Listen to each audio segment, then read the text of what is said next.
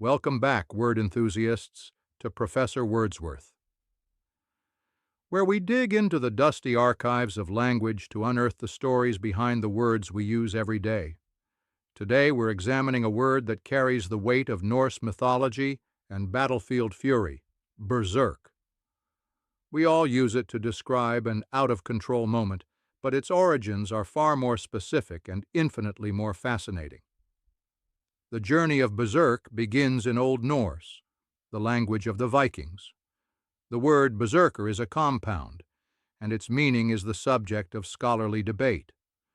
The most widely accepted etymology suggests a combination of bear, meaning bear, and serker, meaning shirt. This gives us the literal translation of bear shirt, and it refers to elite Scandinavian warriors who were said to wear bearskin cloaks into battle. They were believed to metaphorically embody the strength, ferocity, and spirit of the bear, a powerful symbol in Norse culture. This interpretation is supported by a number of sagas and historical accounts that describe these warriors in such attire. Some ancient Icelandic sources proposed an alternative meaning, linking berserker to bear, meaning bear, and serker for shirt. This interpretation suggests a warrior who fought without armor, a radical and terrifying sight on the battlefield. This was not a lack of resources, but a deliberate act of intimidation and a ritualistic display of their own invincibility. While both theories are compelling, the bear shirt translation is generally favored by linguists and historians today. These warriors, the berserkers, were more than just soldiers. They were a cult of fighters known for their ability to enter a trance-like state of battle frenzy called Berserker gang. According to sagas and historical accounts, they would howl like wolves, bite their shields, and demonstrate a superhuman strength and imperviousness to pain. This state of fury was attributed to the god Odin and was a key part of their identity. The Berserker gang was not a simple fit of rage. It was a deeply ritualized, psychological, and potentially physiological state. The sagas tell of their eyes blazing with fire, their skin becoming hardened to steel, and their ability to ignore wounds that would fell a normal man. They were a force of nature, a living embodiment of the fury of battle. The historical context of these warriors is crucial to understanding the word's full meaning. The earliest mention of berserkers appears in a 9th century poem, which describes them as the fierce bodyguards of King Harald Fairhair. They were an elite and highly effective military unit, but their unpredictable nature made them a social liability. In the heat of battle they were invaluable, but afterward, their post-frenzy exhaustion and potential to turn on allies made them dangerous. Sagas recount tales of them running amok and causing destruction even when not in combat. As Viking society evolved and adopted Christianity, the pagan rituals and wild behavior of the berserkers began to be viewed as demonic and a threat to the new social order. By the 11th and 12th centuries, laws were passed in Scandinavia to outlaw their violent conduct, leading to their eventual decline.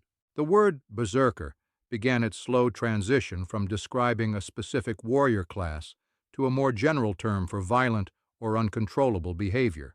The historical record is frustratingly silent on a definitive answer, leaving us with a number of theories that have been debated for centuries. The most common one involves the use of psychoactive substances, particularly the proto-germanic mushroom, Amanita muscaria. This mushroom, with its distinct red cap and white spots, was known to be used by Siberian shamans to induce trance-like states. Its compounds can cause hallucinations, delirium, and a surge of physical strength, which aligns with the description of berserker behavior. A warrior under its influence might not feel pain, and their perception of reality would be severely altered, potentially explaining their reckless fearlessness. However, this theory is not universally accepted, as some scholars argue that the mushroom's side effects, such as nausea, vomiting, and disorientation, would have made it a poor choice for battle preparation. A warrior who is violently ill would not be a productive or fearsome fighter. Another compelling theory points to the psychological manipulation of fear and adrenaline. Through intense rituals, rhythmic chanting, and a deep-seated belief in their own invincibility, these warriors may have been able to self-induce a dissociative state, blocking out pain and heightening their aggression.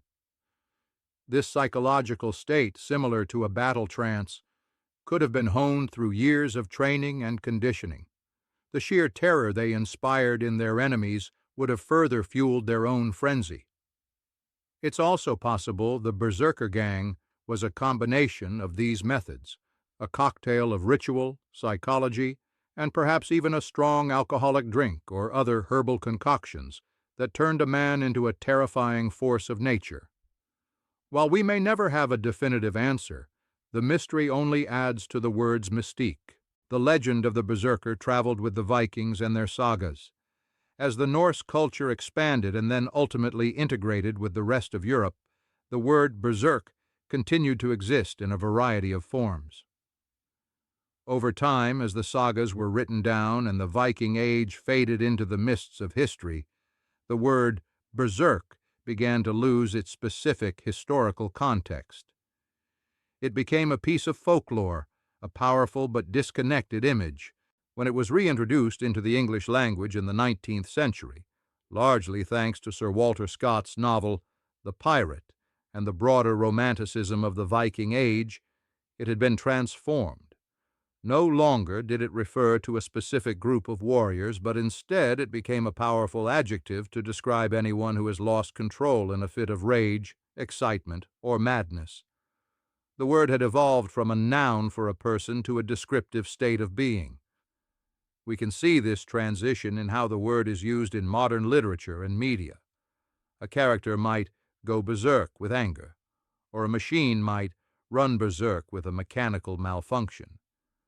The core meaning of out-of-control fury remains, but its application has broadened considerably. So, the next time you hear or use the word berserk, remember its rich and complex history. It's not just a word for being angry. It's a linguistic artifact carrying the echoes of Viking battle cries, a testament to the power of belief, ritual, and a legendary group of warriors who shaped not just history, but our very language. It is a perfect example of how a word can be born from a very specific and violent context, only to evolve over a millennium into a common, yet still powerful part of our everyday vocabulary.